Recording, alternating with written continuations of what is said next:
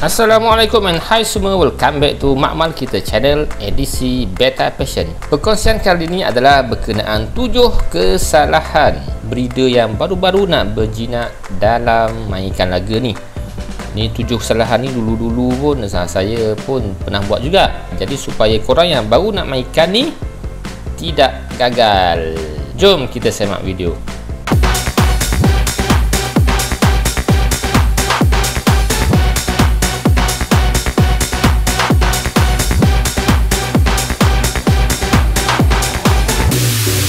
Pertama sekali, ini adalah sifat tidak sabar. Ni tak sabar ni memang sifat tak bagus sebenarnya. Dalam mainkan laga ni memang tak sabar, semangat dia tu lebih lain macam sikit. Bila tu utamanya bila kita nak breed, memang tak sabar. Biasanya time nak biarkan ikan laga tu, kita kena perkenalkan ikan jantan dan ikan betina paling kurang 24 jam. Jangan korang tu letak je ikan betina dalam ikan jantan tu, ataupun sekali ikan diorang, nanti diorang akan gaduh, kesian, hancur ikan betina tu. Bagi diorang kena-kena dulu. Esok lepas 24 jam baru korang lepaskan ikan betina tu, kemudian tutup. Biasanya saya tak bagi makan lah.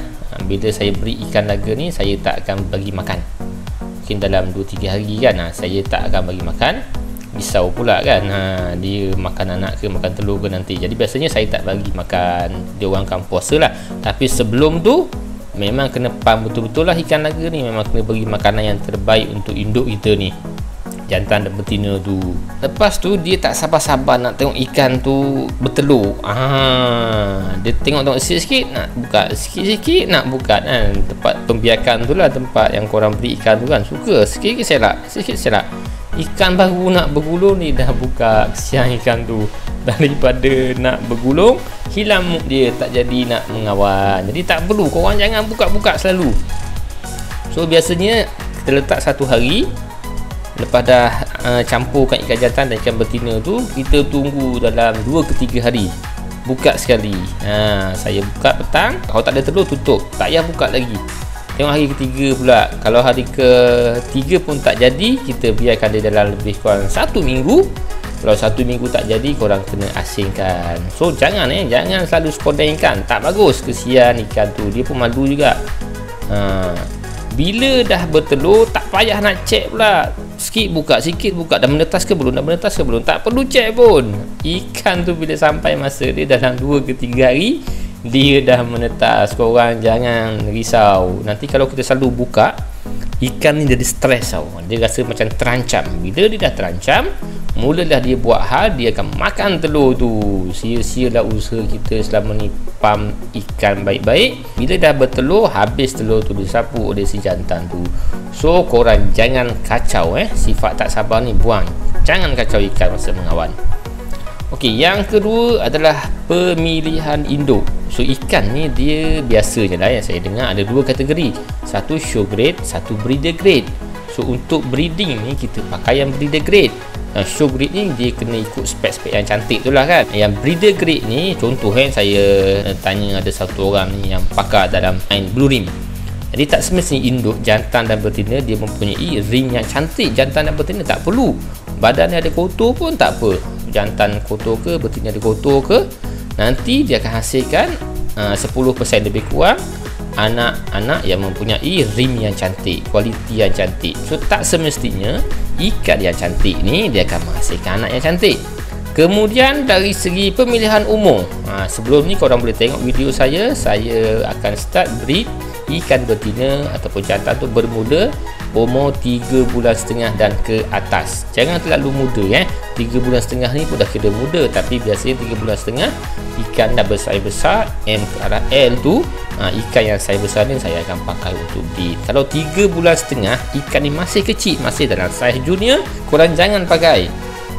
Sebab dia tak akan mengawal. Kalau dia mengawal pun, anak yang dapat tu anak kecil-kecil dan lemah, mudah dapat penyakit, mudah mati, ataupun induk orang terlalu tua. Dan jantan yang tua dia lagi mantap. Kalau yang betina yang tua ni, female ni dia susah untuk lepaskan telur, macam dah beku ke apa, saya pun tak faham lah, dia dah tua sangat tu. Yang ketiga adalah pemakanan. Jadi breeder ni dia sebab dia semangat kan nak beri ikan, bila dah bertelur dan menetas dia suka seronok kan, tapi dia tak fikir benda yang lebih penting adalah pemakanan. Jadi korang kena readykan dulu makanan untuk anak ikan naga yang bakal menetas tu. So macam saya tunjuk video sebelum ni, biasa saya akan pakai BBS, tapi ada option yang selainnya. Korang boleh check video saya yang sebelum ni, ada info suria, ada kutu air ataupun anak DM, korang boleh bagi juga. Tapi saya biasa pakai BBS. Tapi kalau korang boleh dapat akses yang mudah, dapat sauk kutu air daripada kecil pun, korang dah boleh bagi anak kutu air lagi cepat besar. BBS ni di ikan lambat besar. Sebab tu saya sarankan BBS ni guna sampai 2 ke 3 minggu saja. Ikan dah besar sikit, korang start boleh bagi kutu air ataupun anak DM. Kalau info suria pula, dia mudah buat, tapi dia terlalu kecil ikan. Saya nampak ikan lambat besar lah, dia boleh pakai. So saya sarankan antara korang pakai BBS ataupun anak kutu air saja. Antara dua ni je lebih baik bagi saya lah. Contoh BBS sampai 3 minggu, lepas 3 minggu korang pakailah kutu air, InsyaAllah anak dia akan lebih cepat. Jadi pemakanan ni korang kena readykan awal-awal. Contoh nak pakai BBS, dah 3 hari dah tetas, sebelum tu 1 minggu sebelum tu korang dah beli BBS kat Shopee. Boleh harga yang lebih murah. BBS dah sampai, korang dah siap set tetasan. Lepas tu teruslah mulakan projek menetaskan BBS untuk makanan anak ikan naga kita. Yang keempat, space, ruang untuk biarkan ikan naga ni kita ada ruang yang tidak terlalu kecil dan tidak terlalu besar lah. Untuk yang buka farm semestinya korang kena besar dan korang dah mahir lah. Yang baru-baru nak main ni, kita kena ada ruang, khususkan satu ruang untuk pembiakan. Kawasan ni untuk biarkan ikan naga saja. Kemudian ada kawasan lain pula untuk jar, mana kita dah setkan, ada macam sedikit pelana. Di sini untuk jar ikan naga dan sini pula kawasan untuk grooming. Jadi memang dia perlukan ruang yang sedikit besar. Dan korang pula kalau rasa ruang korang yang ada tu tak terlalu besar, janganlah semangat sangat setiap bulan buat 10 pasang breed, tak boleh. Macam saya ni, ruang saya tak terlalu besar sebab saya baru pindah kan. Dulu kawasan besar, saya boleh breed setiap bulan lebih kurang 10 ke 12 pair setiap bulan saya breed. Tapi untuk ruang sekarang, ruang yang saya ada ni tidak terlalu besar, jadi saya hanya breed 1 pair ke 2 pair saja sebulan supaya benda ni boleh terjaga dengan baik. Yang kelima, Raja Eksperimen. Ini orang yang hebat sebenarnya. Raja Eksperimen bagus sebenarnya, tapi dia makan masa. Raja Eksperimen ni orang yang suka cross ikan ni baik. Saya pun suka. Memang untuk hasilkan ikan baru, kita kena buat cross breeding antara jenis lain dan jenis lain. Jadi Raja Eksperimen ni memang cita-cita dia aim dalam kepala dia nak hasilkan ikan yang baru. Jadi dia kena cross breed. Tapi cross breed suka tak suka cross breed, macam-macam di cross breed antara solid dengan fancy, tak ada masalah. Nanti dia akan dapat ikan yang dia nak mungkin. Tapi kita kena tahu kenapa kita nak cross breed. Kita kena ada aim, kenapa kita nak cross breed ikan jantan dengan ikan betina ni, untuk menghasilkan ikan yang jenis baru yang macam mana. So kita kena tahu, dan susu galur jadi kita pun kena tahu je genetik dia, kita kena tahu sebelum kita cross breed. Jangan kita main bantai je cross breed. Dan untuk hasilkan ikan yang baru ni, dia memakan masa yang lama. Contoh korang buat satu pair kan, untuk hasilkan ikan tu sampai besar, dia lebih kurang dalam 3 ke 4 bulan. So satu spawn tu 4 bulan korang baru dapat F1. Kemudian nak digabungkan dengan F2, nak rapikan dengan bergenetik, nak rapikan dia punya form, so dia memerlukan masa yang lama. Jadi untuk korang yang baru nak mainkan laga ni, pastikanlah tidaklah terlalu menjadi raja eksperimen. Semua benda kita nak crossbreed, ada sebahagian kita ambil ikan yang dah ready, yang dah siap orang katakan. Ada bahagian tu ikan kita nak crossbreed untuk hasilkan line kita sendiri. Yang keenam, malas. Ini sifat yang kena buang. Tak kira lah dalam beri ikan laga ke, dalam apa-apa urusan ke, malas ni kita kena buang. Malas ni sifat yang tak bagus.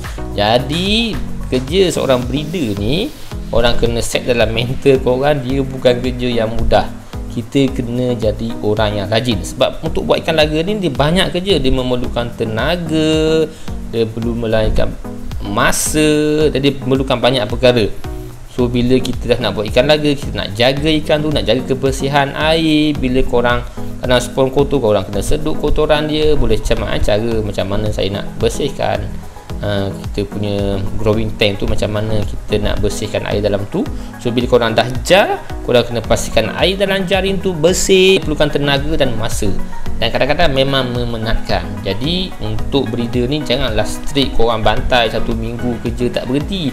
Anggaplah kerja breeder ni sebagai kerja macam biasa. Dia ada hari cuti dia, ada hari kerja dia, ada masa cuti dia, ada masa kita pergi bercuti dan sebagainya, supaya kita tak stres. Korang kena suka lah kan. Tak boleh malas. Bila kita dah malas, ikan kita semua akan terbiak, dan lama-kelamaan ikan-ikan kita tu mati. Yang ketujuh adalah tak tahu matlamat. Okey, ini benda yang penting. Sebelum korang breed, korang kena ada matlamat. Kenapa korang nak breed? Contoh, korang ni suka-suka je, just nak hobi kan. Tambahlah sekarang musim PKPP, zaman COVID ni kan. Jadi tak tahu nak buat apa kat rumah, work from home ke sebagainya, tak ada kerja ke, jomlah test lah main ikan laga. Jadi niat korang kat situ adalah matlamat korang suka-suka. Jadi bila korang nak suka-suka je, tak payahlah nak keluarkan belanja yang besar kan. Nak beli induk, beli yang biasa-biasa, testing dulu. Kalau berjaya serius, baru beli induk yang mahal. Tapi kalau korang matlamat korang memang nak hasilkan ikan yang berkualiti, dan korang memang dah ada pengalaman dalam membiakkan ikan laga, jadi korang tak boleh main ikan-ikan biasa. Korang kena study market apa ikan sekarang ni. Jangan main buat je. Korang kena tahu ikan apa yang market sekarang ikan yang ada harga sekarang. Kau nak main avatar ke, nak main mati color ke, nak main fancy ke, nak main FCCP ke, korang kena study sikit ikan apa yang di trend sekarang. Jadi korang pilih ikan tu. Biasanya buyer ni baru nak main ikan kan, dia sentiasa letakkan harga pada buyer. Okay, saya nak ikan sekian-sekian dengan harga berapa-berapa. Okay, dia nak ikan yang baik. Contoh, saya nak ikan yang baik tapi dengan harga yang murah. Memang takkan dapat, sebab breeder tu dia pun dapat induk tu pun dengan harga yang mahal. Contoh induk beli daripada luar ke, daripada seko ikan yang mahal kan. Contoh satu pair dia beli dalam 1000 lebih contoh kan. So korang minta dia dengan RM100 satu pasang, macam mana dia nak bagi? Susah lah kan. Jadi bila harga ikan tu murah, jadi korang tak boleh letakkan tanggapan yang memang akan hasilkan yang baik. Ikan yang murah biasanya dia akan hasilkan kualiti anak yang murah lah. Tapi ikan yang harga mahal, ada form yang sebab cantik dari semua segi, dengan harga yang mahal, insya-Allah anak dia pun akan jadi yang cantik. Jadi buyer ni jangan terlalu nak negotiate, nak letakkan harga suka hati. Nanti dia akan beri tekanan lah pada seller tu. Bukan ikan yang korang dapat ikan yang baik, sebenarnya ikan yang tak baik, sebab ikut harga korang letak. Jadi ikan yang mahal memang kualiti dia baik. Sampai sini dulu perkongsian kali ni. Korang rasa video ni bermanfaat, korang boleh tekan button like kat bawah. Korang nak appreciate kerja saya, boleh tekan button subscribe dan tekan butang loceng bawah. Hingga jumpa lagi di video akan datang, insya-Allah. Assalamualaikum.